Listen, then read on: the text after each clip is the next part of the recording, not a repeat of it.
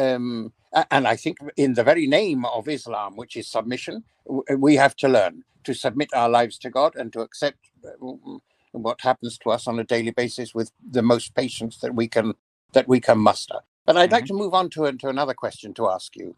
Why is it that Muslims, when they emigrate, for example, in UK, there are many immigrants, Muslim immigrants in UK.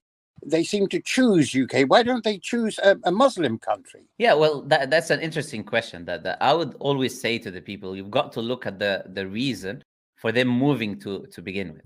It's not where they're choosing to move; it's the reason for them to begin with. So the if you look at history, for example, if you want to look at Britain or you want to look at the US and you want to look at the end of the 1900s, for example, or you look at the 1800s and the end of the 1900s and you look at world wars, and you see that 90% of African countries, including, we're talking about North Africa and South Africa, we're just talking about African countries in general, including Middle Eastern countries, were under occupation. You mentioned Morocco, which was under occupation by the French. You mentioned Algeria, which was over 100 years occupied by the French. You mentioned India, which was under occupation by the British. And you look at these same people coming to these countries are the same people coming to the countries of their occupiers, by definition. Because what these occupiers did, right? You look at Iraq, for example, people coming from Iraq and these type of countries. And you look at what the invasion that took place, claiming that there is weapons of mass destruction, which is just a lie that was used, both by the Americans and the Brits, to go and steal the goods and destroy a country which was fine.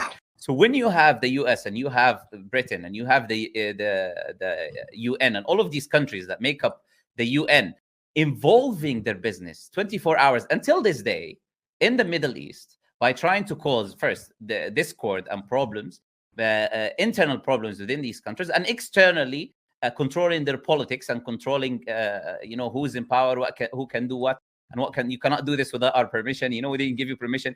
In the name of freedom, we need to give you permission first in order for you to do any of these things. So when you have these countries they colonized these countries, they took their goods, they destroyed them, and they caused them to reach that level that they're in today, in complete economic destruction. Not only economic destruction, but the infrastructure itself of these countries are completely decimated as well. Those people are forced to move to a better country just for living purposes. Not that they love this country, not that they love the values in this country, not that they say, we want to be free and we're being oppressed, as some Westerners try to convince themselves, and say these people are coming for our freedom. Go ask them. None of them are coming for freedom reasons. They're coming for financial reasons, because their country is destroyed. They no longer have the capacity to make enough money in their own country. So they're forced now to travel and migrate to these countries. But I'm not so keen to talk to you about politics or colonialism or imperialism.